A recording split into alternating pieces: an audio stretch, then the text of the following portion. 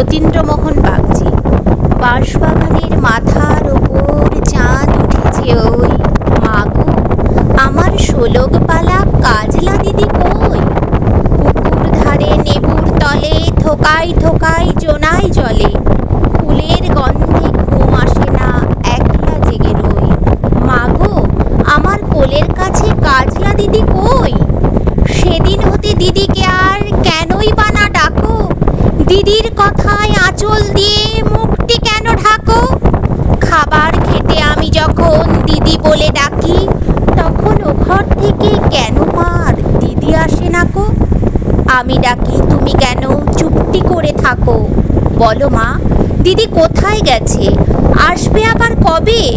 কাল যে আমার নতুন ঘরে পুতুল বিয়ে হবে। দিদির মতন ফাঁকি দিয়ে আমিও যদি লুকোই গিয়ে, তুমি তখন একলা ঘরে কেমন করে রবে? আমিও নাই দিদিও নাই, কেমন মজা হবে।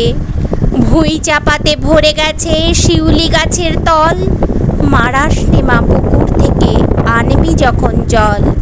ডালিম গাছের ডালের ফাঁকে বুলবুলিটি লুকিয়ে থাকে, দিস না তারে উড়িয়ে মাগো ছিঁড়তে গিয়ে ফল। দিদি এসে শুনবে যখন বলবে কি মা বল? বাঁশবাগানের মাথার ওপর চাঁদ উঠেছে ওই, এমন সময় মাগো আমার কাজলা দিদি কই? বেড়ার ধারে পুকুর পাড়ে ঝিঝি ডাকে ঝোপে ঝাড়ে, নেবুর গন্ধে ঘুম আসে না, তাই তো জেগে রই। রাত হলো যে, মাগো আমার কাজলা দিদি কই? ভালো লাগলে ভিডিওটি লাইক, সাবস্ক্রাইব এবং শেয়ার করবেন।